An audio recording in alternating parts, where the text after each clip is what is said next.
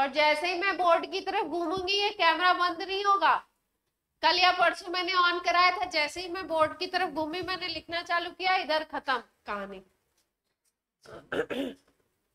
चलिए स्टार्ट करते हैं। आज है लेक्चर नंबर 3। लास्ट क्लास में हमने colours of D block element, D block element compound, complex compound बनाते हैं, इसके बारे में बात करी थी।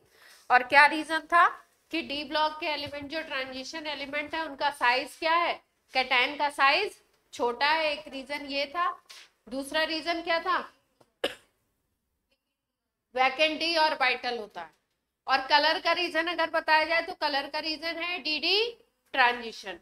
लोअर डी ऑर्बिटल से हायर डी ऑर्बिटल में इलेक्ट्रॉन क्या करता है, शिफ्ट करता है। इस डी डी ट्रांजिशन की वजह से इसमें क्या दिखता है, हमें कलर दिखता है। लेकिन अगर कलरलेस की बात करो, कलरलेस सारे याद करने होंगे आपको, कौन कौन होंगे कलरलेस। अगर कलरलेस की बात करो तो कलरलेस वो होंगे जिसमें या तो D10 कॉन्फ़िगरेशन हो। D10 कॉन्फ़िगरेशन का मतलब है कि पूरे D में इलेक्ट्रॉन आपके क्या है, पूरे D में इलेक्ट्रॉन अगर आपके भरे हुए हैं 10 के 10 इस तरीके से, तो कहीं पे वैकेंसी नहीं है कि नीचे से ऊपर कहीं इलेक्ट्रॉन जा सके। नीचे T2G होता है कि EG नीचे होता है ऑक्टाहेड्रल में,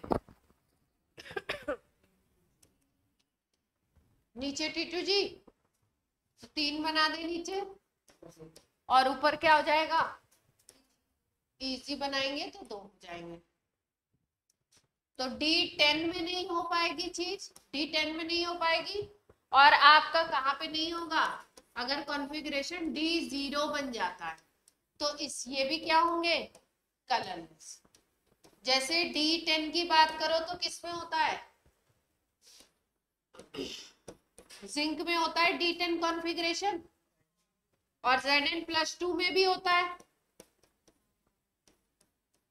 क्लियर है बात, जिंक में भी होता है और Zn+2 में भी होता है।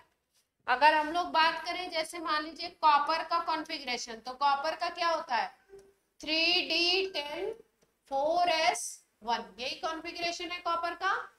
अगर कॉपर +1 बना ले तो क्या कॉन्फ़िगरेशन मिल जाएगा, 3D10 मिल जाएगा। कॉपर +1 अगर बना ले तो 3D10 मिल जाएगा। क्लियर है बात। जैसे मान लो अगर बात करो आप स्कैंडियम +3 की, तो स्कैंडियम में 21 इलेक्ट्रॉन होते हैं, 3D1 4s2 कॉन्फ़िगरेशन होता है। अगर आपने 3 इलेक्ट्रॉन निकाल दिए तो क्या बन जाएगा, 3D0 4s0। D0 कॉन्फ़िगरेशन हो गया तो किसके चांसेस है, कैसे होने के, कलरलेस। इसी तरीके से टाइटेनियम की बात कर लो, तो टाइटेनियम में चार्ज कितना आएगा, Ti+4 कर दो। टाइटेनियम का कॉन्फ़िगरेशन होता है Ti का 3D2 4s2, तो 4 के 4 अगर इलेक्ट्रॉन निकल गए तो 3D0 4s0। वेनेडियम में क्या आएगा चार्ज, वेनेडियम +5 कह सकते हैं।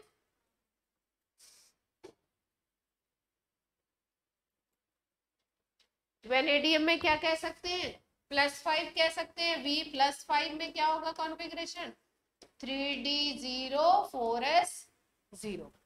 तो ये कलरलेस में आपके पास, क्योंकि D में कोई इलेक्ट्रॉन ही नहीं है तो ट्रांजिशन नहीं होगा, तो कलर कहाँ से आएगा। और D10 कॉन्फ़िगरेशन में पूरा ऊपर से नीचे तक भरा हुआ है जगह, कहीं पे जगह ही नहीं है, तो ट्रांजिशन होगा कहाँ से, जगह भी होनी चाहिए। अगर आपको इस कुर्सी से दूसरी कुर्सी पे जाना है तो उस कुर्सी, वो कुर्सी वैकेंट होनी चाहिए ना, उस पर कोई बैठा हुआ तो आप जाके उस पर कैसे बैठ सकते हैं, है ना। नेक्स्ट, कलर, कुछ ऐसे आयंस हैं जिसमें कलर का एक और रीजन होता है, अदर, ज्यादातर में तो यही डी ट्रांजिशन है। Other reason of some coloured ions, कुछ कलर्ड आयंस ऐसे हैं जिसमें एक अलग रीजन चलता है, उसको हम लोग बोलते हैं, कॉपी निकालो, नोट शॉट भी तो करोगे तुम लोग बैठे हुए, LMCT। रीजन क्या है? LMCT। लिखिए LMCT का full form, ligand metal charge transfer. कभी कभी ऐसा भी होता है कि लिगेंड के ऑर्बिटल से इलेक्ट्रॉन मेटल के डी ऑर्बिटल में जाते हैं। इलेक्ट्रॉन कहां से कहां जाएगा? Electron moves from atomic orbital of ligand atom to atomic orbital of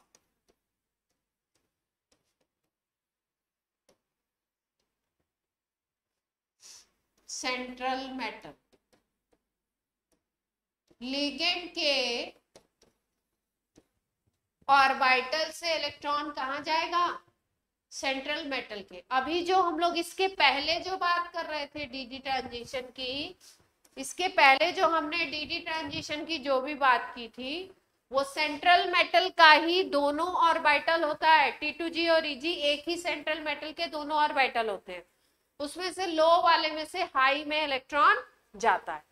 लेकिन ये अनदर केस है, जो दूसरा केस है, कुछ आयंस ऐसे हैं जिसमें ये भी देखा जाता है कि लिगेंड के ऑर्बिटल से इलेक्ट्रॉन कहां पे जा रहा है? मेटल के वैकेंट डी ऑर्बिटल में इलेक्ट्रॉन जाता है। इस चार्ज ट्रांसफर की वजह से भी कलर आ जाता है उस कंपाउंड में। तो ये दूसरा रीजन है। वहां पे डी ट्रांजिशन है, एक ही एटम के डी ऑर्बिटल से दूसरे एटम के डी ऑर्बिटल में इलेक्ट्रॉन जाना, और इसको हम इस प्रोसेस को बोलते हैं LMCT, ligand metal charge transfer. ये भी एक रीजन है कलर ट्रांसफर, कलर शो करने का। ठीक है, जैसे आपसे पूछ लें कि जो आपके कॉम्प्लेक्स कंपाउंड है या जो ट्रांजिशन मेटल के कंपाउंड होते हैं वो कलर्ड होते हैं, उसके रीजन बताइए, या कौन सा ऐसा रीजन है जो नहीं है। 4 ऑप्शंस दे दिए जाएं तो उसमें 2 रीजन ये वाले होंगे। कौन से? एक आप रीजन कह सकते हो वैकेंट डी ऑर्बिटल, अगर डी ऑर्बिटल वैकेंट है तो ही कलर्ड होगा। मान लो D10 पूरा भरा हुआ है तो नहीं होगा। दूसरा रीजन आप कह सकते हो DD ट्रांजिशन, सेंट्रल मेटल के एक डी ऑर्बिटल से दूसरे में जाए इलेक्ट्रॉन, DD ट्रांजिशन।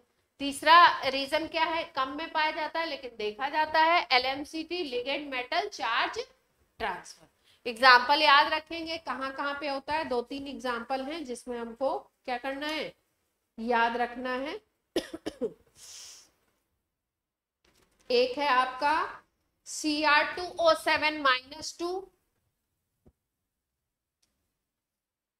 ये वाली स्लाइड नोट हो गई।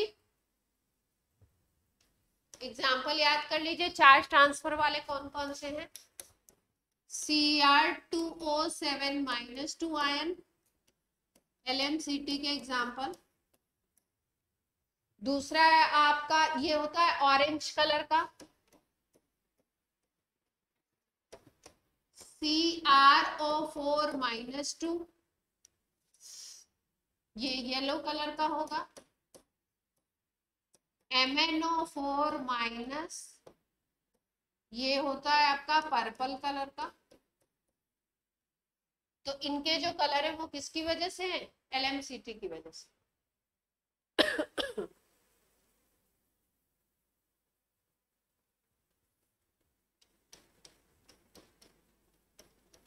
इसको बोलते हैं डाइक्रोमेट आयन। ये वाले को बोलते हैं क्रोमेट आयन, और नीचे वाला जो है उसको क्या बोलते हैं? Permanganate ion. इसीलिए KMnO4 को पोटेशियम परमैंगनेट बोलते हैं। क्लियर है बात, याद रख लेंगे।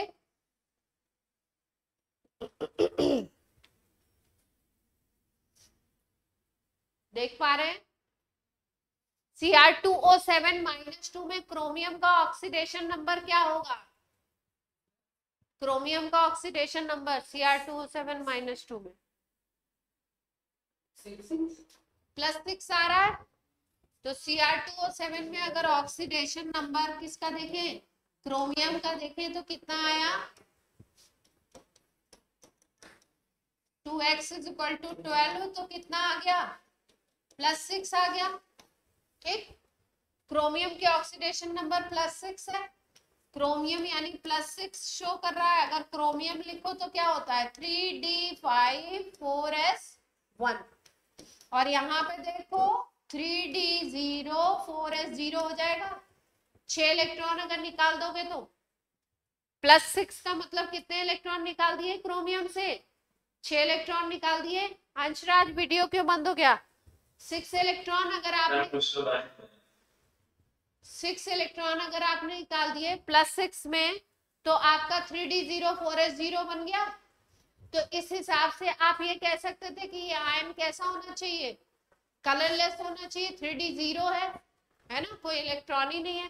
तो यहाँ पे क्या होता है, जो ऑक्सीजन के ऑर्बिटल होंगे, ऑक्सीजन के ऑर्बिटल से क्रोमियम में इलेक्ट्रॉन आता है, ऑक्सीजन के ऑर्बिटल से क्रोमियम में इलेक्ट्रॉन आएगा, और उस चार्ज ट्रांसफर की वजह से ये वाला जो आयन है वो किस कलर का होगा?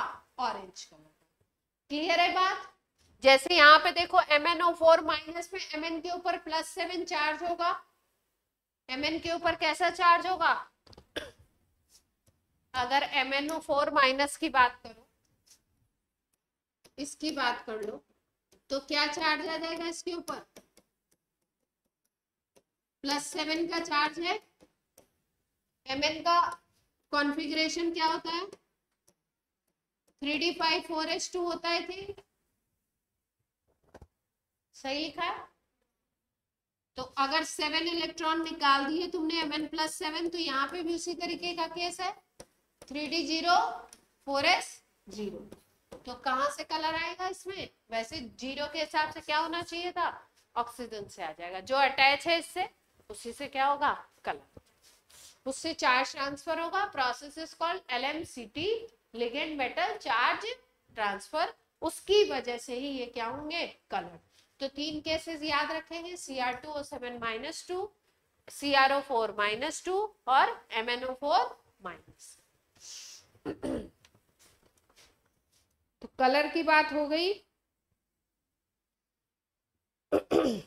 जैसे अगर बात करो, आपसे सवाल पूछे Cu+2 is colored and Cu+1 is colorless, तो क्या बताएंगे? Cu+2 जो है आपका, उसमें Cu में कॉन्फ़िगरेशन क्या होता है? 3d10 4s1, यही होता है ना? सही लिखा है। Cu+1 में अगर कॉन्फ़िगरेशन देखो तो क्या बन जाएगा? 3d10 4s0। +2 में बोलो तो क्या बनेगा? 3d9 4s0। तो इसका क्या मतलब है? आपको क्या समझ में आई बात?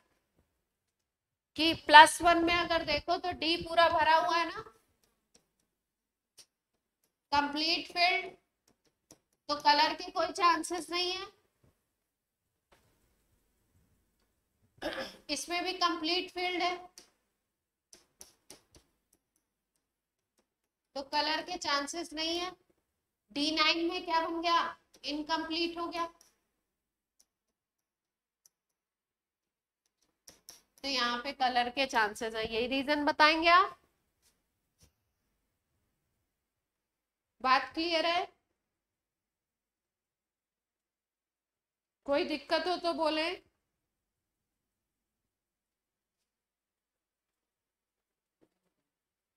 बोले बच्चों, कोई दिक्कत हो तो यहाँ तक। कलर वाला टॉपिक क्लियर है? चलिए अगले पॉइंट पे बात करते हैं। आयनाइजेशन एनर्जी आपको करा दिया था।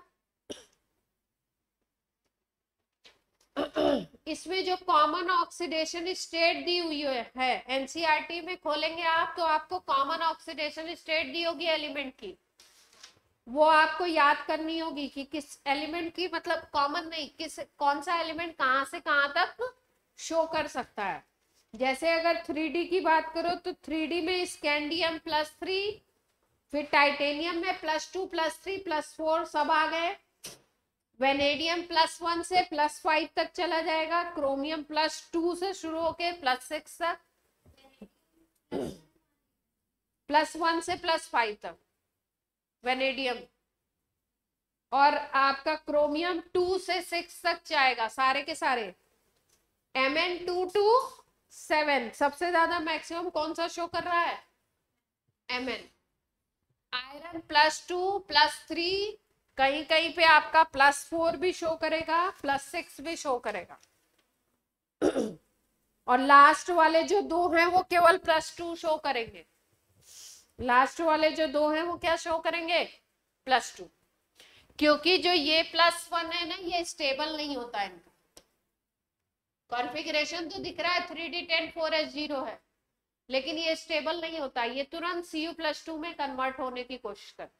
बताते हैं, इसका रीजन भी बता देते हैं। देखो यहीं पे बात आ गई है तो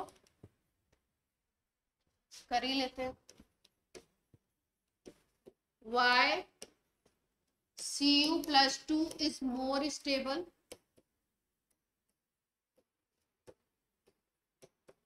Oxidation state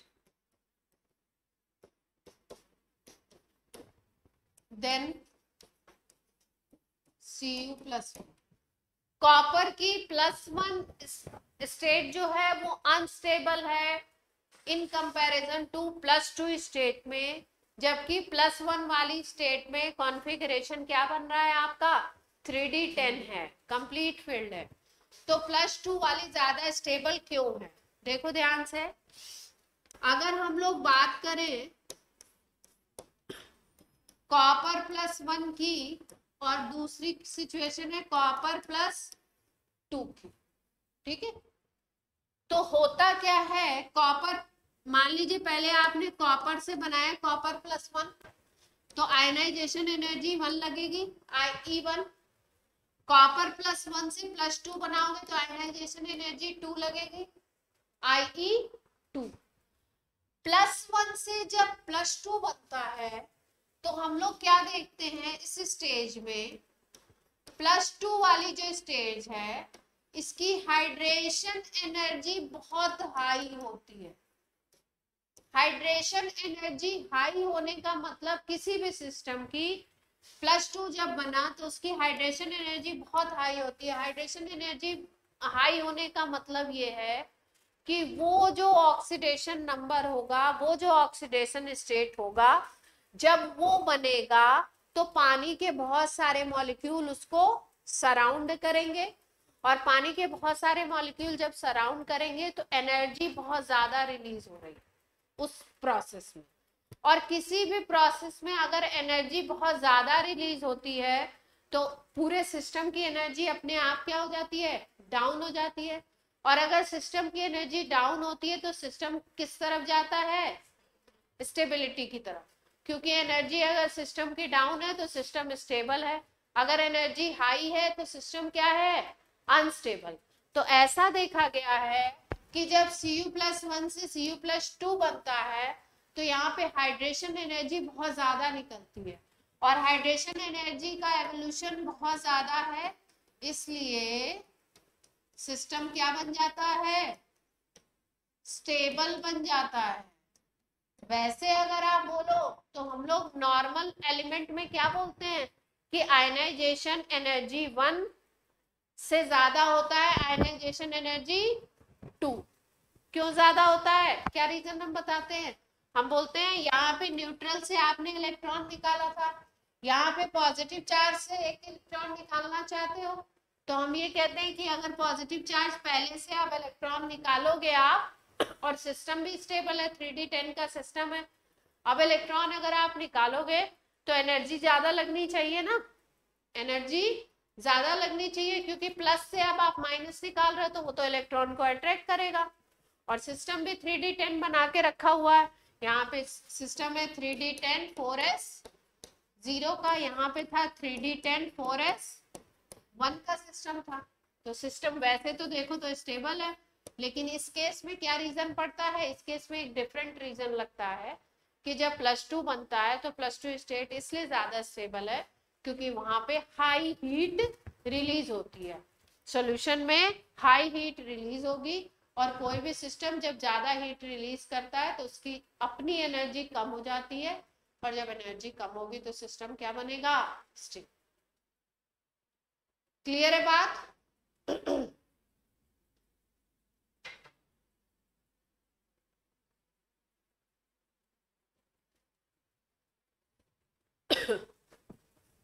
नोट कर लीजिए।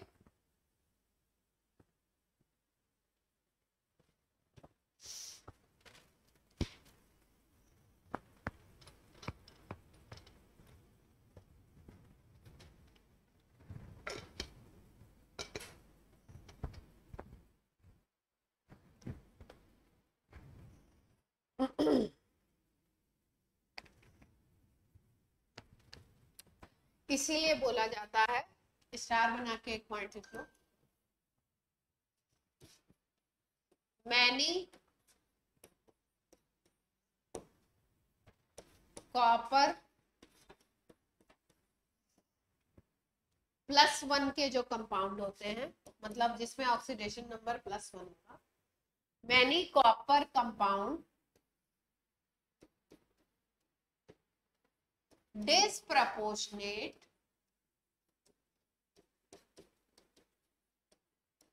many copper compound disproportionate to form Cu+2 and Cu। मतलब बहुत सारे कॉपर के +1 स्टेट वाले कंपाउंड क्या करते हैं, +1 अगर स्टेट है कॉपर के कंपाउंड की, तो वो कौन सा रिएक्शन शो करता है, डिस्प्रोपोर्शनेशन। डिस्प्रोपोर्शनेशन के थ्रू वो बनाता है Cu+2 और Cu। डिस्प्रोपोर्शनेशन तो आप जानते ही हैं, सबको मालूम है डिस्प्रोपोर्शनेशन। ऑक्सीडेशन नंबर बढ़ेगी भी और कम भी होगी। +1 से +2 पे जा रहा है तो ऑक्सीडेशन हो रहा है, और +1 से 0 पे जा रहा है तो क्या हो रहा है, रिडक्शन। ऐसे रिएक्शन को क्या बोलते हैं, जिसमें एक ही स्पीसीज एक ही एलिमेंट का क्या हो रहा है, ऑक्सीडेशन भी और रिडक्शन भी, डिस्प्रोपोर्शनेशन। तो कॉपर +1 के ज्यादातर कंपाउंड क्या करते हैं, डिस्प्रोपोर्शनेट हो जाते हैं और क्या बनाते हैं, +2 एंड कॉपर 0। क्लियर है बात? बोलो बच्चों।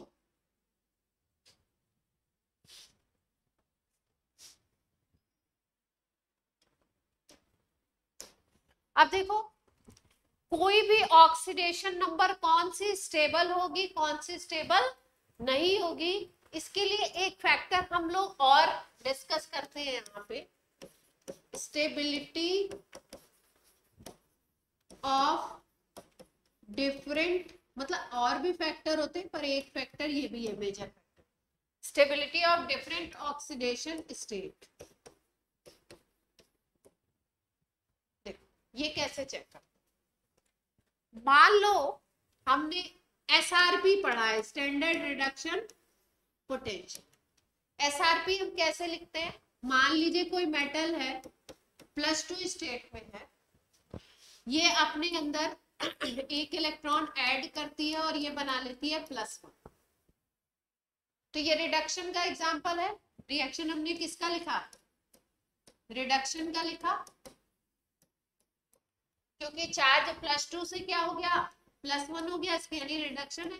यानी कि अगर यहाँ पे E0 दिया हुआ हो इस रिएक्शन के लिए, तो वो क्या हो जाएगा, SRP हो जाएगा, अगर कंडीशन सब स्टैंडर्ड है,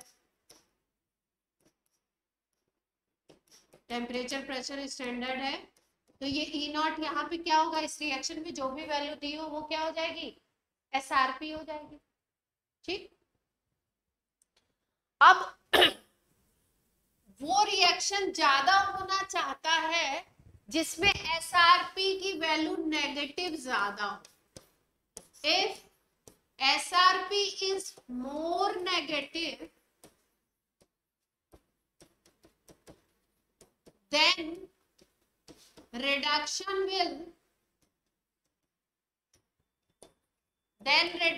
will easily happen.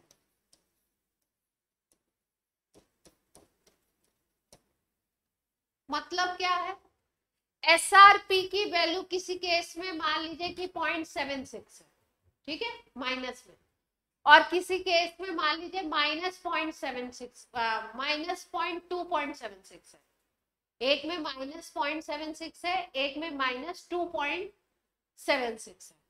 तो -2.76 वाली वैल्यू माइनस में ज्यादा हुई ना, तो मोर नेगेटिव वैल्यू होगी तो रिडक्शन होना इजी होगा। मतलब वो अपने +2 स्टेट और +1 में अगर कंपेयर करोगे तो वो +2 स्टेट से +1 में कन्वर्ट होना उसके लिए कंफर्टेबल है, इजी है, ठीक है। यानी वो लोअर वाली ऑक्सीडेशन स्टेट में रहना चाहेगा। अगर इस बात को अपोजिट करके देखें,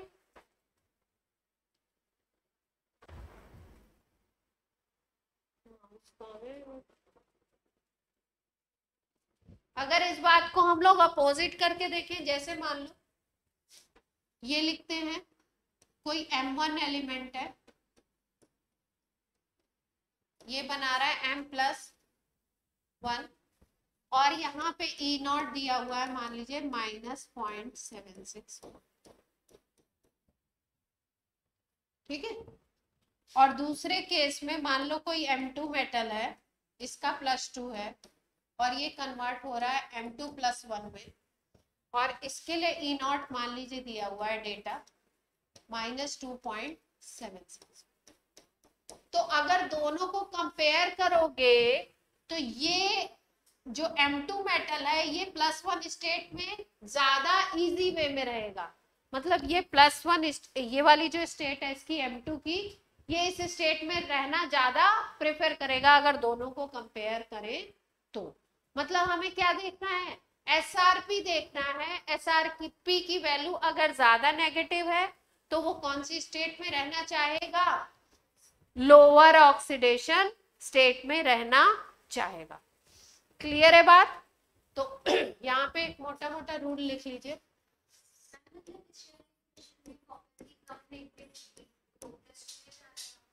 हाँ, वो अगर उस रीजन से देखें, देखते हैं भी वैल्यू, देखते हैं, बताते हैं। SRP more negative than element try to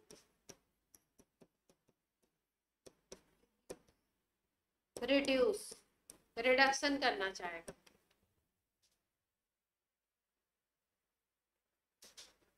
ठीक है, मतलब इन दोनों में अगर कंपेयर करो तो इसमें रहना चाहेगा।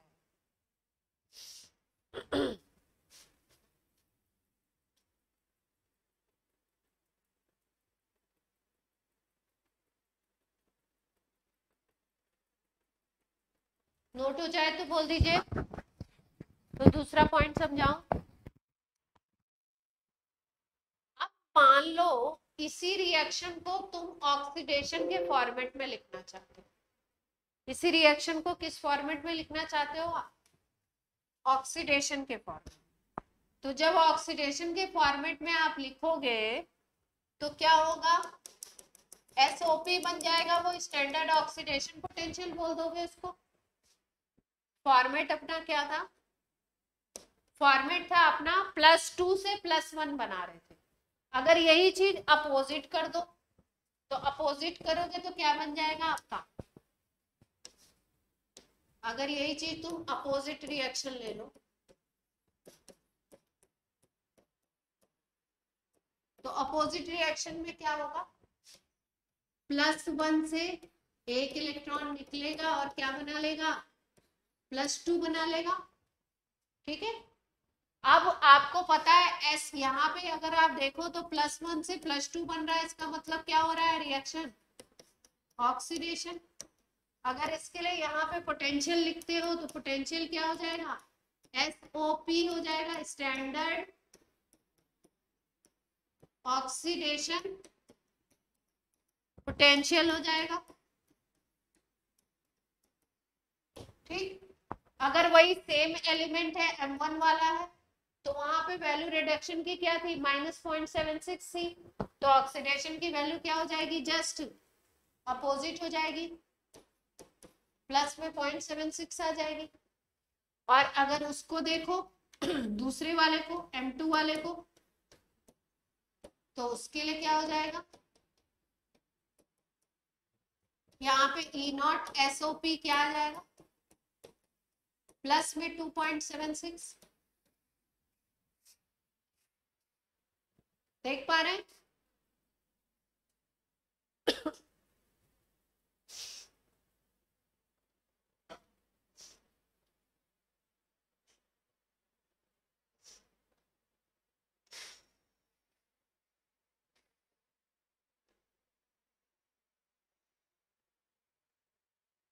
अगर किसी स्पीसीज का खुद ऑक्सीडेशन हो रहा है तो वो कैसे काम करना चाहेगा, रिड्यूसिंग एजेंट। अगर खुद इसका ऑक्सीडाइजिंग ऑक्सीडेशन हो रहा है तो कैसे काम करना चाहेगा, कैसे काम कर रहा है, रिड्यूसिंग एजेंट की तरह। और अगर खुद वो रिड्यूस हो रहा है तो कैसे काम करेगा, ऑक्सीडाइजिंग एजेंट की तरह काम करेगा। ये पॉइंट क्लियर है?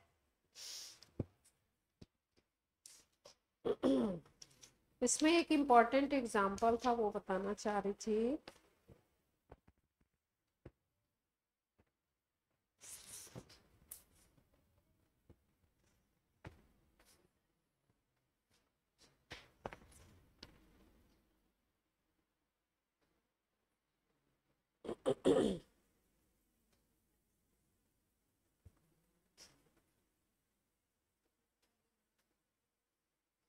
एक लाइन लिखिए, हाँ, लोअर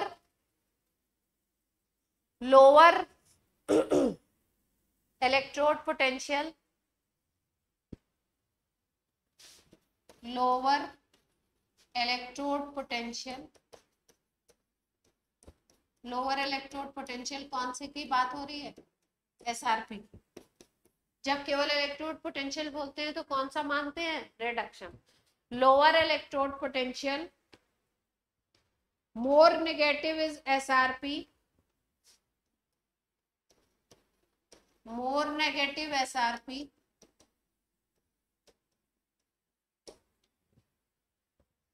then more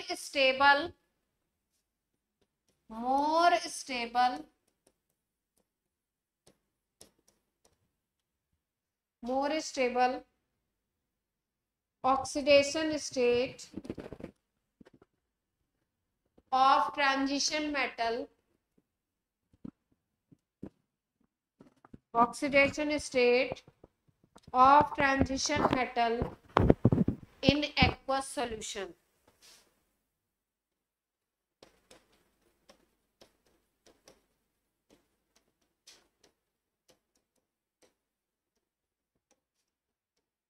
मतलब क्या है, मोटी मोटी बात, जिसका जितना ज्यादा नेगेटिव में SRP होगा वो अपने एक्वस सॉल्यूशन में ज्यादा स्टेबल होगा। मतलब वो M वाली स्टेज में उतना स्टेबल नहीं होगा जितना कि M+2 वाली स्टेज में हो, या M+1 वाली स्टेज में होगा। आयन बनाना चाहेगा, यानी कि M इसमें कौन सी स्टेट, आपकी आयनिक स्टेट जो होगी वो क्या होगी, स्टेबल। पानी में जाते हैं तो आयन बन जाता है ना, तो कौन सी स्टेट स्टेबल हो जाएगी, आयनिक स्टेट। इसका एक अच्छा सा सवाल आ रखा है,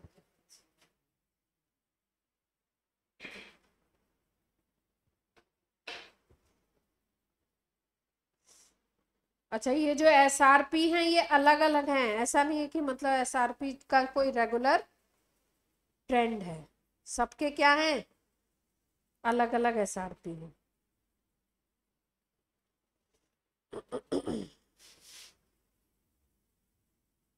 डी एंड एफ।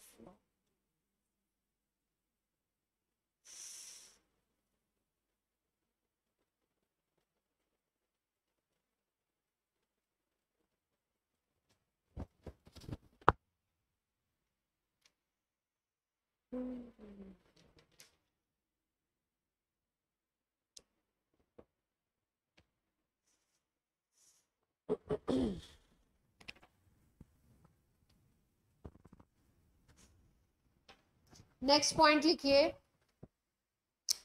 कलर हो गया, इंटरस्टिशियल कंपाउंड फॉर्मेशन। भाई डी ब्लॉक एलिमेंट की कौन कौन सी प्रॉपर्टी है, कलर्ड आयंस बनाएंगे, वेरिएबल ऑक्सीडेशन स्टेट शो करेंगे, इंटरस्टिशियल कंपाउंड बनाएंगे, कॉम्प्लेक्स आयन बनाएंगे और एलॉय फॉर्मेशन करेंगे, अच्छे कैटलिस्ट होंगे, कैटलिस्ट की तरह यूज होंगे। ये सारे क्या होते हैं आपके D block element, transition element की प्रॉपर्टीज हैं। तो इसमें अब हम लोग कौन सी प्रॉपर्टी पढ़ने वाले हैं, नेक्स्ट पॉइंट क्या बोला मैंने, interstitial compound formation. Interstitial compound क्या है, ध्यान से जैसे मान लो, स्पेलिंग सही नहीं लिखी है, इंटरस्टिशियल,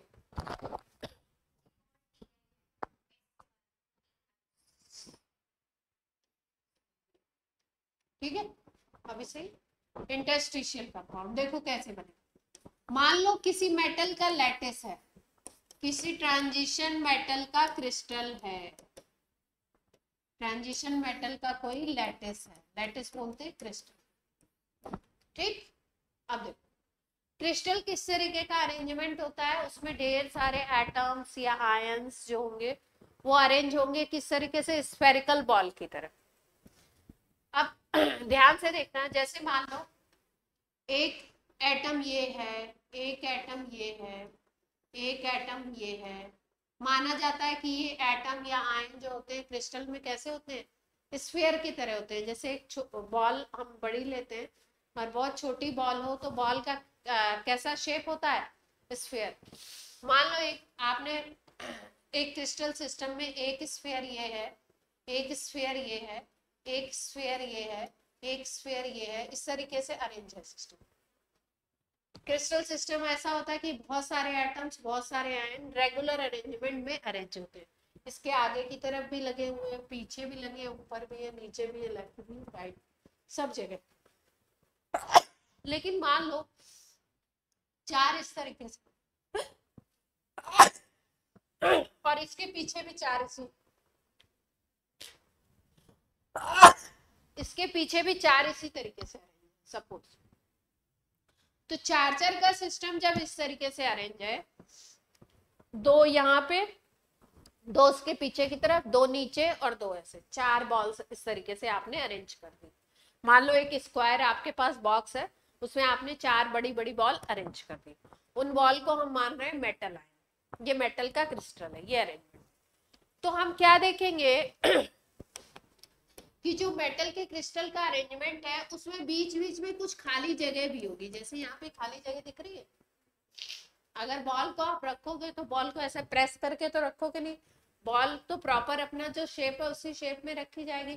तो अगर उस तरीके से आपने रखी तो बीच में कोई स्पेस मिलेगा, जो बीच में खाली स्पेस मिलता है उसको हम बोलते हैं वॉइड।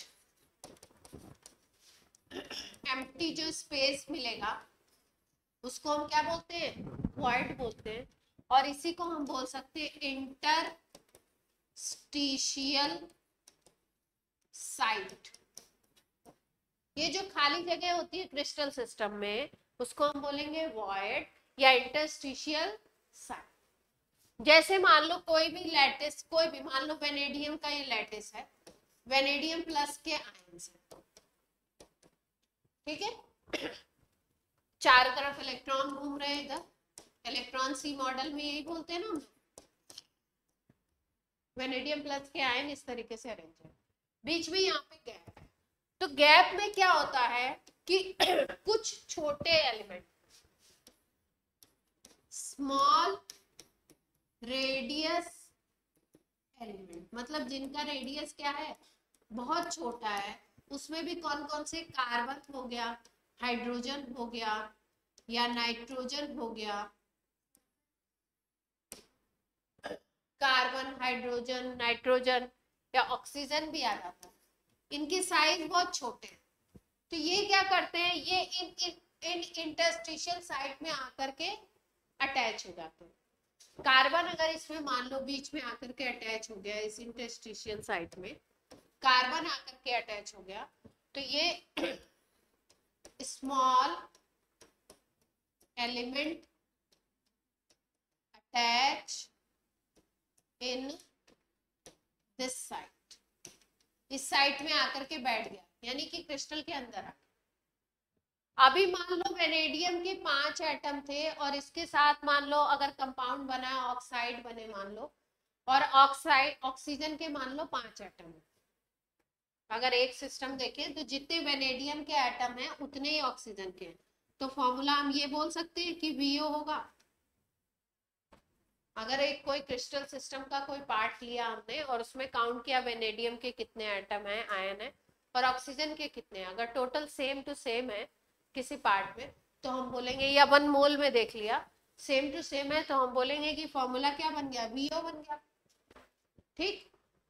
अब इसमें मान लो कि 3 कार्बन आके बैठ गए, तो इसमें फॉर्मूला में कौन इंट्रोड्यूस हो जाएगा, कार्बन भी और इंट्रोड्यूस हो जाएगा। तो कार्बन इंट्रोड्यूस होगा तो इनका रेशियो 1:1 था। अब इस साइड में कोई और एलिमेंट भी आ गया, तो कोई और एलिमेंट जब आ जाता है इंटरस्टिशियल साइड में, तो ऐसे जो कंपाउंड होते हैं उसमें जो सिंपल रेशियो है वो क्या हो जाता है, सिंपल रेशियो डिस्ट्रॉय हो जाता है, और सिंपल रेशियो ना रह करके सिंपल रेशियो क्या होता है, खत्म हो जाता है, और ऐसे कंपाउंड को हम बोलते हैं non stoichiometric compound, non stoichiometric compound. अभी इसका एग्जांपल लेते हैं, एग्जांपल से समझते हैं। तो आपसे पूछा जाएगा इंटरस्टिशियल साइट में कौन से एलिमेंट आ सकते हैं, छोटे एलिमेंट आ सकते हैं, कार्बन आ सकता है, नाइट्रोजन आ सकता है, हाइड्रोजन आ सकता है,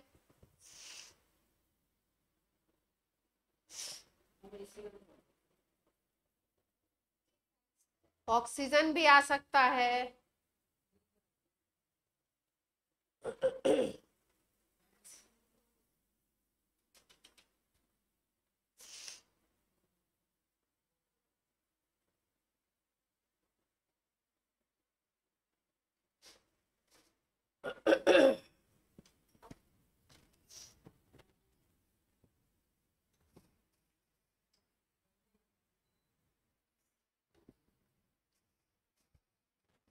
जैसे एग्जाम्पल लेते हैं, टंगस्टन का एक कंपाउंड है ऑक्सीजन के साथ, इसका फॉर्मूला लिखते हैं हम लोग, WO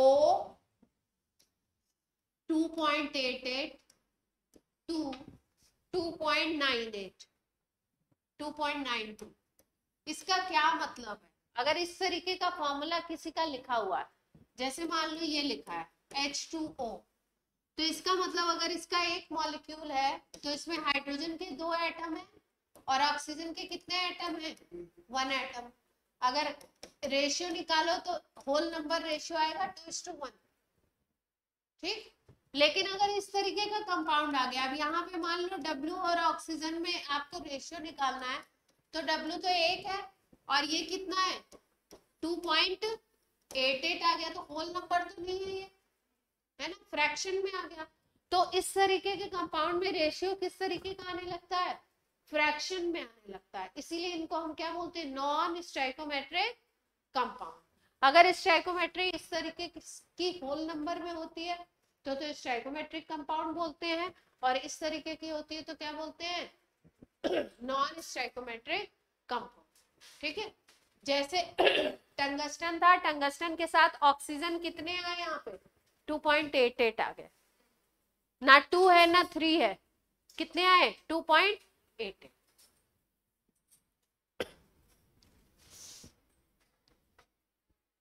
जैसे आयरन का पॉपुलर ऑक्साइड है, उसको ऐसे लिखते हैं Fe.93O।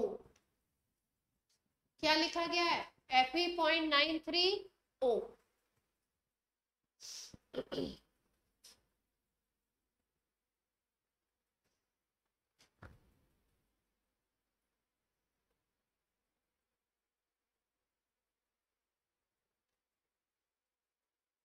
ये ऐसा रेशियो क्यों आया, देखिए ध्यान से। जैसे मान लो FeO था कंपाउंड, ओरिजिनल क्या था, ओरिजिनल ये था कंपाउंड, तो इसमें आयरन की ऑक्सीडेशन नंबर +2 है, ऑक्साइड की -2 है, ये सबको क्लियर है। तो रेशियो 1:1 का आ रहा है, स्टाइकोमेट्रिक कंपाउंड है ये।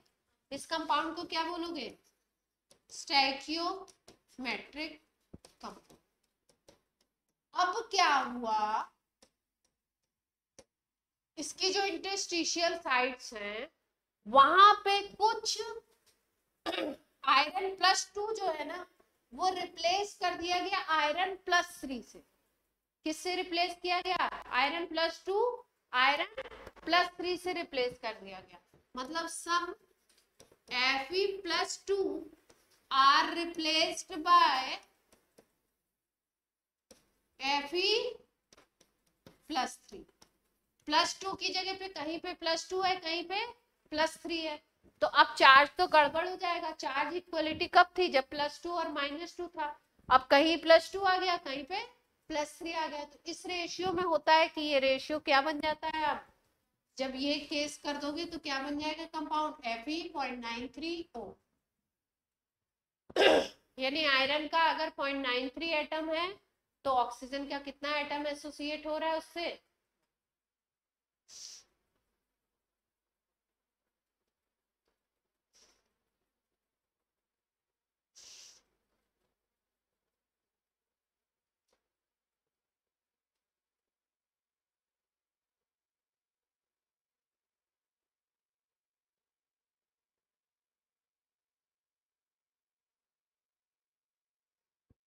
अब ये जो इंटरस्टिशियल कंपाउंड है इसमें कुछ स्पेशल प्रॉपर्टीज होती हैं। जैसे आपका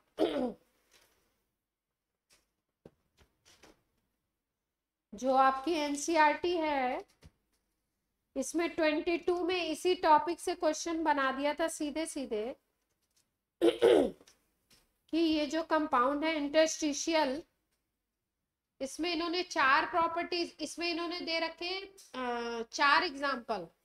देखिए ध्यान से, TIC, Mn4n, Fe3H, VH.56 और TiH 1.7। जितने एनसीईआरटी के एग्जाम्पल है वो आपको क्या होने चाहिए, याद होने चाहिए, वो नहीं छूटने चाहिए। ये बनते हैं, और ये इंटरस्टिशियल जो कंपाउंड है इसमें कुछ स्पेशल प्रॉपर्टीज डेवलप हो जाती हैं। जैसे आपके एनसीईआरटी में सीधे सीधे इसमें कैसी कुछ स्पेशल प्रॉपर्टीज डेवलप होती है, 4 प्रॉपर्टी दे रखी है, उसमें से क्वेश्चन फ्रेम किया था कि कौन सी प्रॉपर्टी इसकी नहीं है, एक सेंटेंस में नॉट लगा दिया था, चारों वही एज इट लिख दिए थे और एक में नॉट लगा करके क्वेश्चन बना दिया। फर्स्ट पॉइंट है इंटरस्टिशियल कंपाउंड का, they have high melting point higher than those of pure metals. क्या होगा, इनका मेल्टिंग पॉइंट क्या होता है, हाई होता है, हायर देन प्योर मेटल।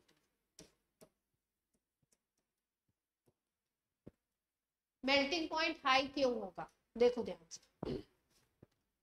जैसे मान लो कि ये एक बॉल है, दो बॉल इस तरीके से यहाँ अटैच की गई, मेरे दोनों हाथ दिख रहे हैं सबको ऑनलाइन, ये दो हैं, इसके पीछे की तरफ दो इस तरीके से अटैच की गई, ऊपर दो है, ऊपर की तरफ भी चार का सिस्टम लगा दिया गया, इस तरीके का अटैचमेंट है।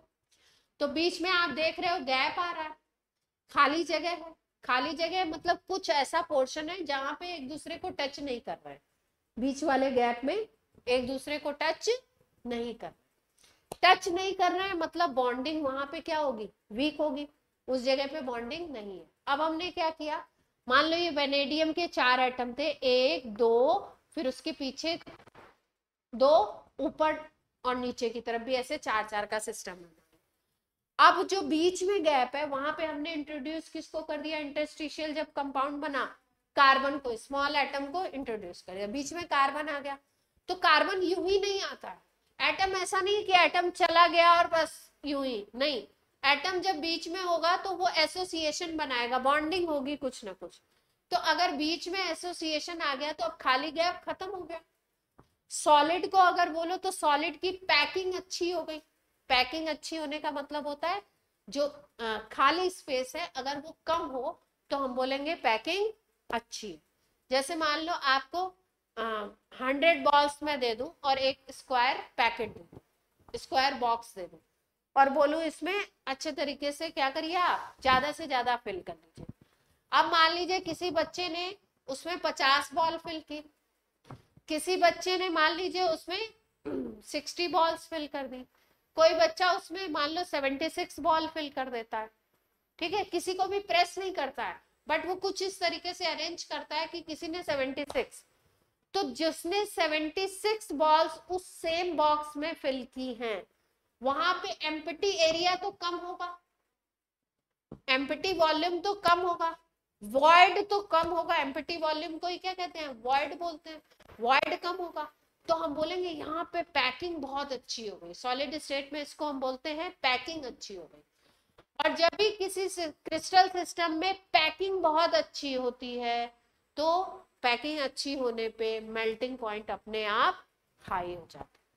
यहाँ पे पैकिंग अच्छी कैसे हुई, जो ये साइड थे, एटम्स थे, बीच में जो जगह थी वहां पे कोई एटम आकर के बैठ गया तो उसने बॉन्डिंग कर ली, और बॉन्डिंग करने के बाद वहां पे पैकिंग क्या होगी, अब खाली जगह कम हो गई। मान लो कि उस क्रिस्टल सिस्टम का हमने 1 मोल लिया, उसमें 10 जगहें ऐसी थी जो वॉइड थे, 10 जगह पे मान लो 8 जगह पे जाके कार्बन बैठ गया, तो कार्बन के 8 एटम अगर उसमें जाकर के बैठ गए तो वहां तो खाली जगह खत्म हो गई, उसका एटम जाके उस जगह को फिल कर लिया, तो वहां पे क्या हो गया, पैकिंग अच्छी हो गई, कॉम्पैक्ट बन गई चीज। तो कॉम्पैक्ट बनने का मतलब मेल्टिंग पॉइंट क्या होगा, हाई। तो ये जो इंटरस्टिशियल कंपाउंड होते हैं, जो प्योर मेटल लो, जैसे आपने वेनेडियम बोला, तो वेनेडियम मान लो प्योर ले लिया, तो इसका कुछ मेल्टिंग पॉइंट है, एक्स मेल्टिंग पॉइंट है। अब वेनेडियम में हमने क्या कर दिया, वॉइड में हमने क्या लगा दिया, कार्बन फिल कर दिया, और क्या बन गया, इंटरस्टिशियल जगह पे ये चले गए, कंपाउंड बन गया, मान लो वेनेडियम और ऑक्सीजन का कंपाउंड है, उसमें कार्बन आकर के बीच में अटैच हो गए। तो अब इसका मान लीजिए y मेल्टिंग पॉइंट है, तो definitely y is greater than, clear है पॉइंट। ये फर्स्ट पॉइंट था इंटरस्टिशियल का स्पेशल, नोट कर लीजिए बच्चों ऑनलाइन।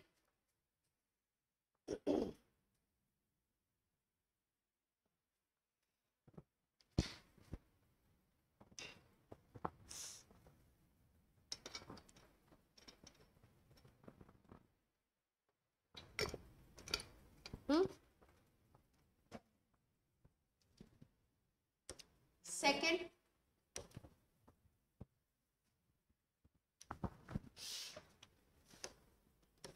सेकंड पॉइंट क्या है, हार्डनेस की बात होगी, दूसरी बात हो गई कुछ दे आर हार्डर, हार्ड होते than pure metal, pure metal अगर है, प्योर कंपाउंड है, उससे क्या होंगे, ये हार्ड होंगे, है ना। मेल्टिंग पॉइंट भी इसीलिए हाई हो रहा है क्योंकि ये क्या है, हार्ड है। जैसे एग्जाम्पल में लिखा है सम बोराइड्स, बोराइड्स का मतलब समझ रहे हैं, ट्रांजिशन मेटल के साथ बोरॉन का कंपाउंड बन जाए, या बोरॉन जाकर के इंटरस्टिशियल साइट में बैठ जाए, क्योंकि बोरॉन का भी साइज छोटा है, छोटा एटम है. Some borides are too hard as much diamond. Diamond को हार्ड बोलते हैं ना कि बहुत हार्ड होता है, तो ये कितना हार्ड, डायमंड की हार्डनेस को लगभग लगभग ये टच करता है. कुछ बोराइड्स इसमें ऐसे बनते हैं जो उतने हार्ड हैं जितना कि लगभग लगभग डायमंड हार्ड होंगे. थर्ड पॉइंट है, दे रिटेन मेटेलिक कंडक्टिविटी. मतलब इलेक्ट्रॉन वगैरह पे ज्यादा इफेक्ट नहीं डालते हैं, फ्री इलेक्ट्रॉन जो है ना वो तो रहेगा ही रहेगा इसमें. मेटल की जो कंडक्टिविटी है वो बनी रहेगी, उसमें कोई दिक्कत नहीं होती है. इंटरस्टिशियल कंपाउंड, दे आर, ये इंपॉर्टेंट पॉइंट है, दे आर केमिकली, इसी पे बनाया था शायद सवाल, they are chemically inert.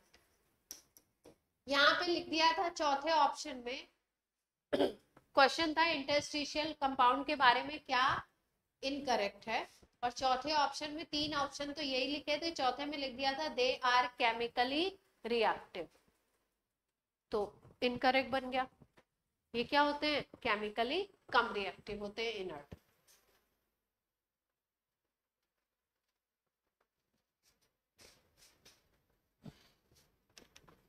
Note करिए फटाफट, अगला पॉइंट बताएं.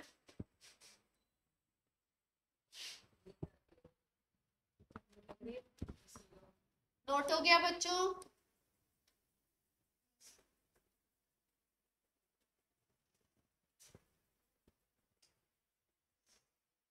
ऑनलाइन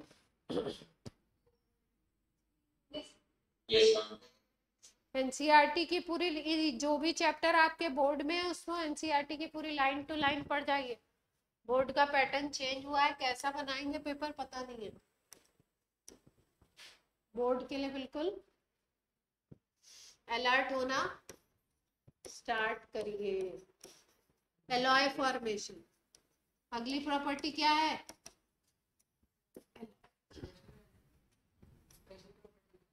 नहीं अब ट्रांजिशन की बात है. एलॉय फॉर्मेशन, देखिए एलॉय क्या होता है, एलॉय की बात करोगा तो मिक्सचर ऑफ क्या होगा, मेटल होता है, मेटल का मिक्सचर होता है, वो भी कैसा mixture, homogeneous mixture of metal. Transition metal में एलॉय बनाने की टेंडेंसी होती है. एलॉय फॉर्मेशन क्या करते हैं,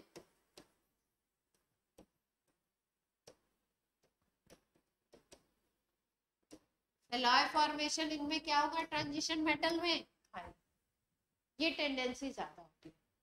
और एलॉय फॉर्मेशन की एक बेसिक कंडीशन होती है, एक तो एलॉय जो बनते हैं, जैसे मान लो कॉपर और जिंक का एलॉय बना, कॉपर और टिन का एलॉय बना, किसी का भी जो एलॉय बनता है ना वो प्योर मेटल से कुछ इंप्रूवमेंट हो जाता है प्रॉपर्टी.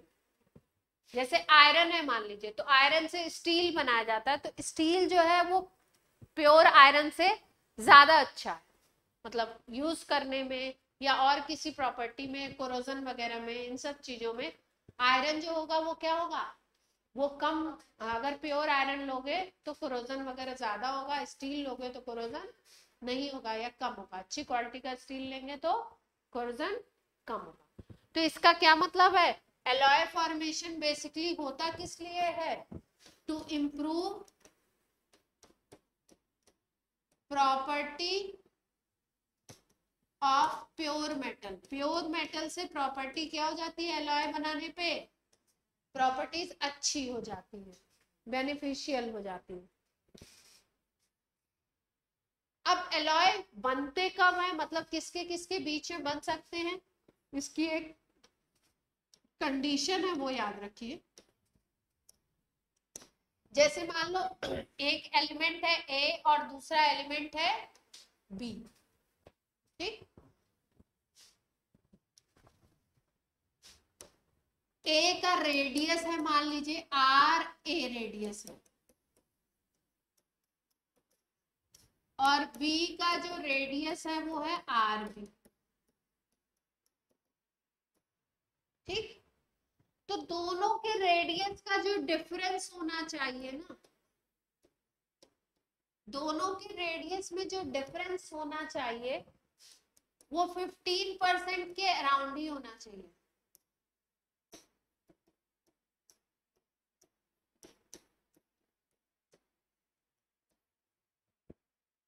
बात समझ रहे हैं? मान लीजिए कि ए का रेडियस है, सपोज मान लीजिए कितना है ए का रेडियस, कुछ ऐसा डेटा लो जो कट पिट जाए। मान लो ए का रेडियस है 300 पिकोमीटर, सपोज एग्जांपल लिया 300 पिकोमीटर ए का रेडियस। तो बी का रेडियस कितना होना चाहिए? या तो इससे 15% ज्यादा हो या 15% कम हो, डिफरेंस 15% का ही होना चाहिए। यानी बी का रेडियस क्या हो सकता है अगर एलॉय बनना है तो? बी का रेडियस क्या होना चाहिए? R A plus R A into 15%, ये कर दो, या R A minus R A into 15%, ये। अगर एलॉय फॉर्मेशन होना है तो दोनों के रेडियस में क्या होना चाहिए? 15% का ही डिफरेंस होना चाहिए, कंपैरेटिव होने चाहिए। मतलब जैसे मान लो ये 300 है, तो अगर प्लस करोगे तो कितना बनेगा रेडियस? अगर प्लस करोगे तो 345 बनेगा, और इसका कितना बनेगा माइनस करोगे तो?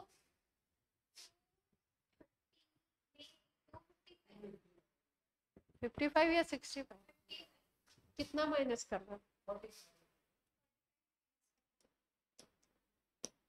ठीक है, एक एग्जांपल लिया कि डिफरेंस कितने का होना चाहिए? 15। एलआई से प्रॉपर्टी क्या होगी? इंप्रूव होगी। दूसरी चीज, किस तरीके के होते हैं आपके? होमोजेनियस मिक्सचर होते हैं मेटल्स के, ट्रांजिशन मेटल में टेंडेंसी है एलॉय फॉर्मेशन की। 2-4 एलॉयस क्या करेंगे याद रखेंगे, कौन कौन से? जैसे कॉपर और जिंक मिला दो तो क्या बनेगा? कॉपर और टिन मिला दो तो क्या बनेगा? कॉपर जिंक से क्या बनता है बताएं बच्चों? कॉपर और जिंक, जिंक से क्या बनता है? ग्लास? नहीं, एलॉय की बात करें, एलॉय बताओ। कॉपर और टिन से तो शायद ब्रास बनता है, और कॉपर और जिंक से शायद ब्रॉन्ज बनता है, ब्रॉन्ज। मैंने अपने 11th में याद किया था, ब्रॉन्ज फॉर नहीं, उल्टा है। कॉपर और जिंक से बन रहा है ब्रास, और कॉपर और टिन से बन रहा है ब्रॉन्ज। कॉपर और टिन से एलॉय कौन सा बनता है? ब्रॉन्ज। और कॉपर और जिंक से कौन सा बन रहा है? ब्रास। देखा है आप लोगों ने ये एलॉय? बट अगर किसी के घर में इनके ब्रास के या ब्रॉन्ज के बर्तन वगैरह होंगे तो देखे होंगे, अगर होंगे तो। नहीं होंगे तो नहीं देखे होंगे, है ना?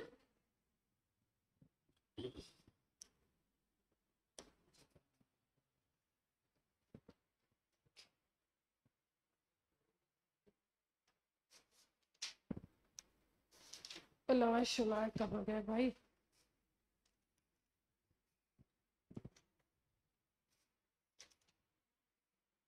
जैसे एक एलॉय है आपका इनवार, क्या नाम है? इनवार किससे किससे बना होता है? इनवार को हम बोलते हैं निकल स्टील। क्या नाम देते हैं इसको? निकल स्टील। क्या क्या चीजें इसमें?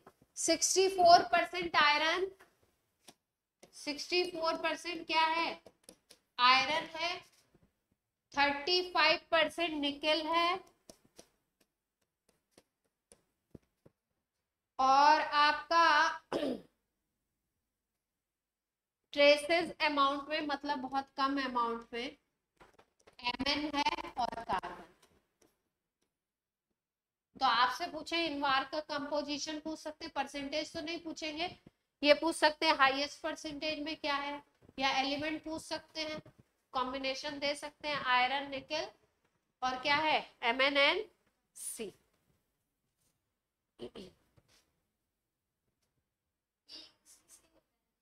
ये यूज होता है पेंडुलम रॉड्स में, इसका टेम्परेचर कोफिशिएंट काफी लो होता है पेंडुलम रॉड्स में।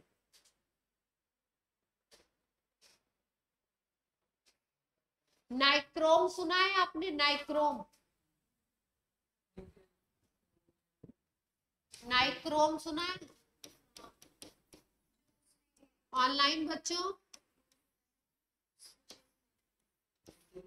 yes, हीटर हीटर में सुना होगा आपने शायद, हीटर में, हीटर के वायर जो होते हैं।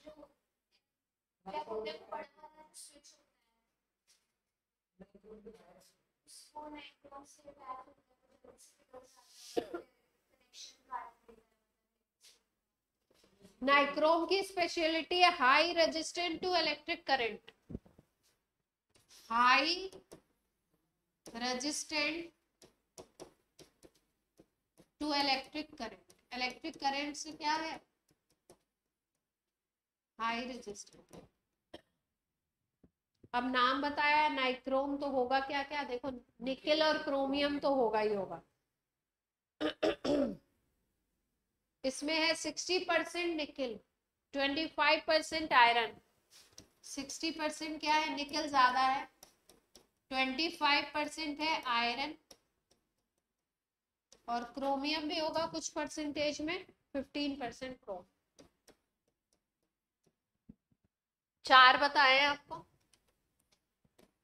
ब्रास, ब्रॉन्ज, नाइक्रोम है, इनवार हैं बहुत सारे, जो मेटलर्जी वाले चैप्टर में जितने दिए होंगे वो करने होंगे हमको।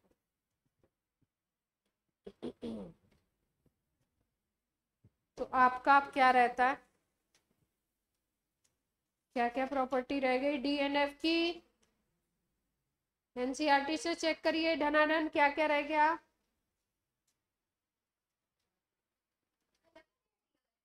अरे डी खत्म हो गया है, डी में क्या रह गया वो देख लेना, कुछ रह गया तो एक्सप्लेन। आप चुप रहे, आप चुप रहने का क्या लेंगे,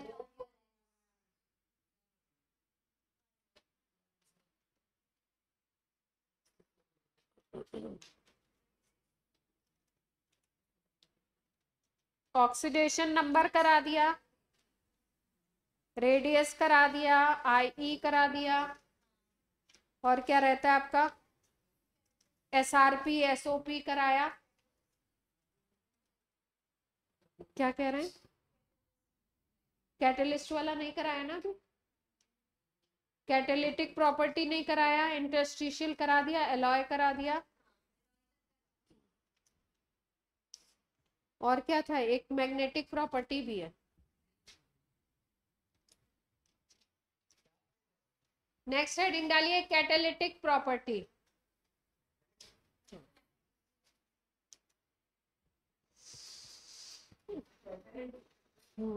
कैटेलिटिक प्रॉपर्टी,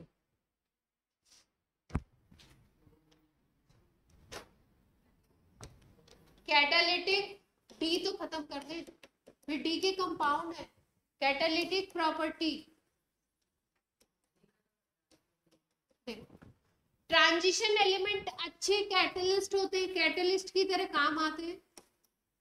रीजन क्या है, इनका जो मेटल का सरफेस होता है ना, मेटल का सरफेस कुछ इस तरीके का होता है जिसपे एक्टिव साइट्स होते हैं। सरफेस पे क्या होते हैं, एक्टिव साइट्स होते हैं। एक्टिव साइट्स वो प्लेसेस होते हैं जहां पे रिएक्शन होता है। मान लीजिए कि आपको रिएक्शन कराना है एल्कीन का हाइड्रोजन से निकल की प्रेजेंस, निकल यहाँ पे कैटलिस्ट की तरह काम करेगा, ये बनाएगा alkene. Process is called hydrogenation, पढ़ चुके हैं हम लोग, सेबेटियस एंडेरेंस मेथड बोलते हैं इसमें निकल का जो सरफेस है, निकल जो है वो कैसे काम करता है, कैटलिस्ट की तरह काम करता है। तो रिएक्शन में क्या होगा, रिएक्शन में निकल के सरफेस पे पहले कौन आएगा, निकल के सरफेस पे निकल के साथ पहले आएगी हाइड्रोजन अटैच होगी, फिर उसके बाद रिएक्टेंट मॉलिक्यूल आएगा, दोनों के दोनों गैसियस है, दोनों इसके सरफेस पे क्या होंगे, आकर के अटैच होंगे, और अटैच होने के बाद फिर क्या होगा, अलग हो जाएंगे। कहने का क्या मतलब है कि पहले ये इसका सरफेस है, इसके सरफेस पे आ गई हाइड्रोजन, ये किसका सरफेस है, निकल, हाइड्रोजन इसके साथ आकर के अटैच हो गई। अब सेकेंड स्टेप में इस पे हाइड्रोजन आकर के अटैच हो चुकी है, अब इस पे क्या होगा, इस पे कौन आ गया अटैच होने, CH2 डबल बॉन्ड CH2। अब थर्ड स्टेप में इन दोनों के बीच में बॉन्डिंग हो जाएगी, और थर्ड स्टेप में सरफेस तो ऐसे का ऐसे ही रह जाएगा, और CH3 अलग हो जाएगा, जो प्रोडक्ट बना वो क्या होगा, कैटलिस्ट से अलग हो जाएगा। कैटलिस्ट की प्रॉपर्टी भी होती है, आपको पता है कि किस तरीके से काम करते हैं, बाद में वैसे ही वापस मिल जाए, है ना। रिएक्शन को फास्ट कराया और फिर उसके बाद क्या हुआ, वापस। तो इसमें आपको 2 4 6 याद करने हैं जो आपके एनसीईआरटी में गिवन होंगे प्रोसेसेस में, तो यहाँ पे याद करने की जरूरत आई डोंट थिंक है। हम लोग जितने प्रोसेस पढ़ेंगे ना उसमें आ जाएंगे सारे के सारे कैटलिस्ट। नेक्स्ट पॉइंट है आपका लास्ट वाला रह गया ना, कौन सा, magnetic property. Paramagnetic, diamagnetic and ferromagnetic कौन कौन समझता है, कौन कौन नहीं समझता है, जल्दी से बता। हाँ बताया जा चुका है आपको, कहा, पैरामैग्नेटिक क्या होगा, डाया क्या होगा, मैग्नेटिक प्रॉपर्टी डिस्कस कर रहे हैं।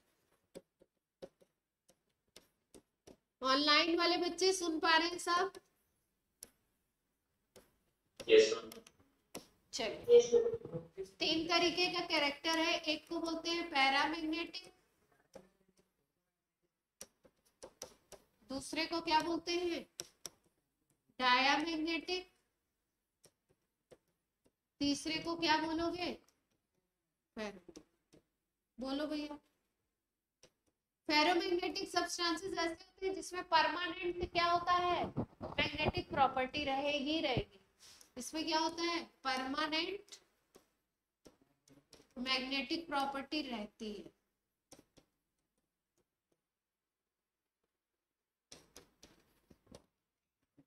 पैरामैग्नेटिक कैसे पहचानते हो, अनपेयर्ड इलेक्ट्रॉन से।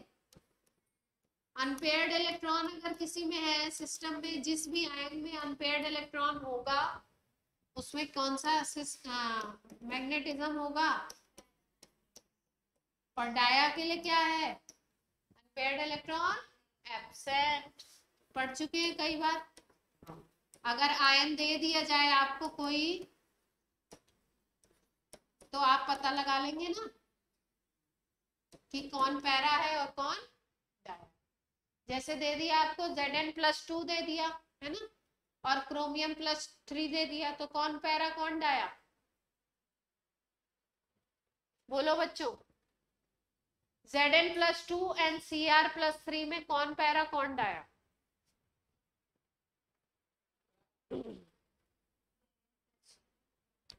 +3 में कौन पैरा कौन डाया,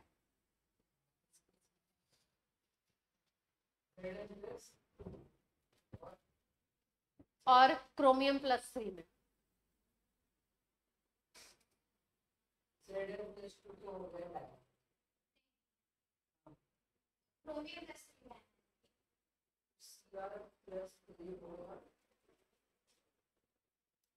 पूरी क्लास Zn+2 में अनपेयर्ड इलेक्ट्रॉन बनेगा नहीं, 3d10 का सिस्टम होगा। क्रोमियम+3 में कितने इलेक्ट्रॉन आ रहे हैं देख लो, क्रोमियम का सिस्टम होता है क्या, वो भी बताइए क्रोमियम का क्या सिस्टम है।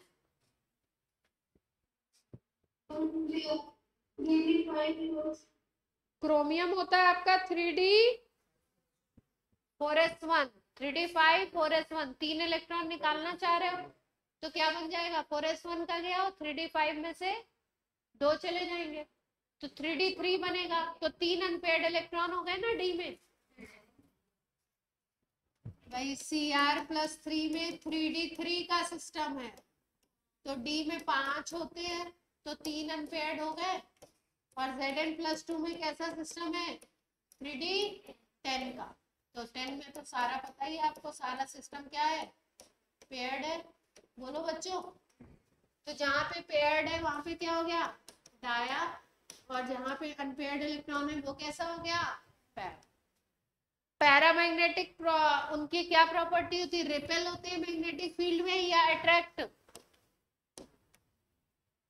मैग्नेटिक फील्ड में अगर लगाओ तो रिपेल होंगे या अट्रैक्ट होंगे, पैरा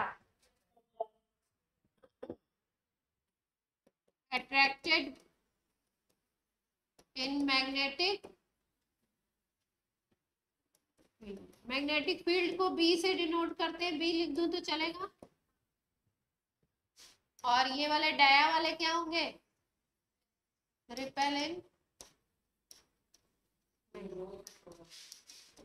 और अगर मैग्नेटिक फील्ड हटा लें तो मैग्नेटिज्म खत्म भी तो हो सकता है ना इनका।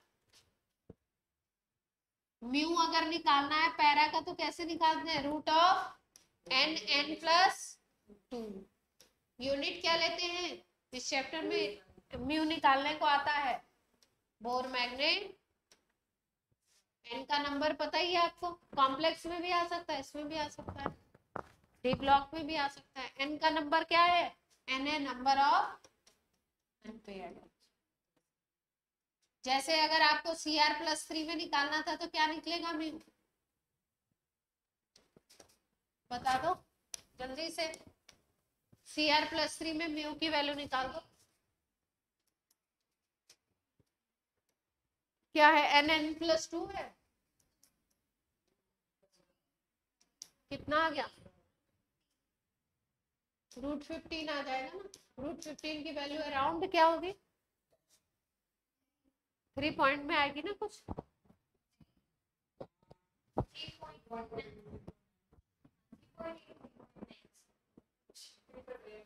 कर लेंगे ऐसे, क्यों जी बच्चों बोलिए। अब आपके सारे जितने डी ब्लॉक के पॉइंट थे ना वो हो गए, अब एफ ब्लॉक कराएंगे और इसके 2 कंपाउंड रहेंगे ना, KMnO4 और K2Cr2O7, जिससे क्वेश्चन कई बार दे देते हैं, KMnO4 या K2Cr2O7 से दे देते हैं। टाइम बोलो, 46 हो रहा है तो कर लीजिए 7 o'clock तक, तो आप चले जाओ, जिसको नहीं करना वो जा सकता है, जिसको नहीं करना है वो जा सकता है, ठीक है। कंपाउंड करो, KMnO4 कंपाउंड का क्या नाम है, पोटेशियम परमैंगनेट।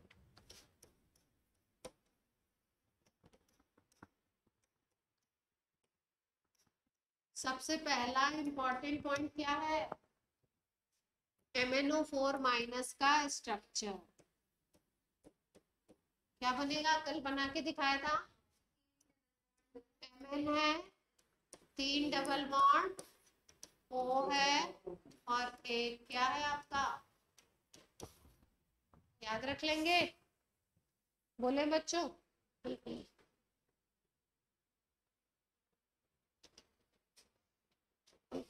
पोटेशियम परमैंगनेट अगर आपको बनाना है तो कैसे बनाते हैं, MnO2 की रिएक्शन KOH की प्रेजेंस में करा दीजिए ऑक्सीजन से, प्रिपरेशन। प्रॉपर्टी ज्यादा इंपॉर्टेंट है इसलिए प्रिपरेशन केवल एक बताएं। किसकी रिएक्शन करा रहे हैं, MnO2 की रिएक्शन किससे करा रहे हैं, KOH से करा रहे हैं, और ऑक्सीजन से, ऑक्सीडाइजिंग एजेंट। तो सबसे पहले बनता है K2MnO4, क्या बनेगा इस रिएक्शन से, K2MnO,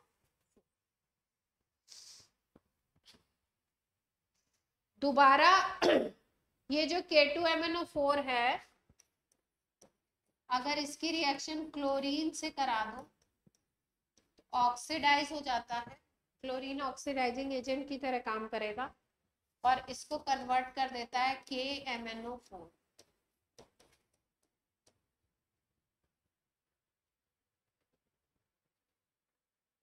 ठीक है, ये मेथड ऑफ क्या है इनका, प्रिपरेशन। ऑक्सीडेशन नंबर आपको पता ही है, दोबारा बताने की जरूरत ना है। अब सीधे आ जाते हैं इसकी प्रॉपर्टीज।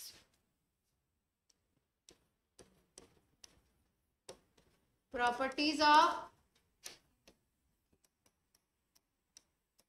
सबसे पहला पॉइंट जो मोल कॉन्सेप्ट में भी आपको सिखाया जाता है, इक्विवेलेंट वेट पूछ लेते हैं कई बार। इक्विवेलेंट वेट अगर निकालना है किसमें, एसिडिक में, बेसिक में और किसमें, न्यूट्रल मीडियम। किस मीडियम में रिएक्ट कर रहा है उसके ऊपर इसका इक्विवेलेंट वेट डिपेंड करता है।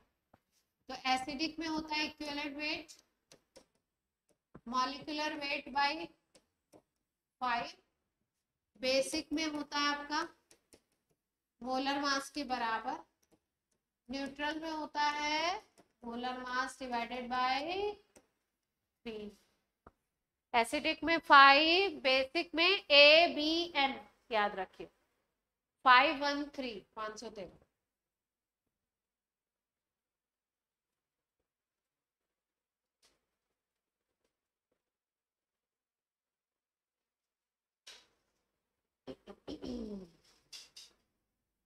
ठीक है,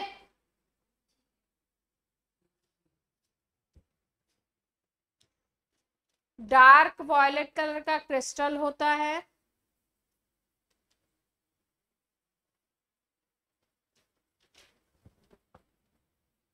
क्वेश्चन में जो आया वो बताया जाए।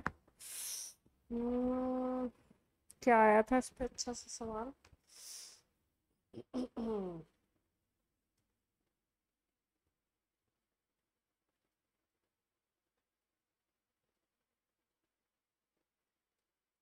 चलो आज की क्लास ऑफ करते हैं, क्वेश्चन वगैरह के साथ करवाएं तो ज्यादा अच्छा।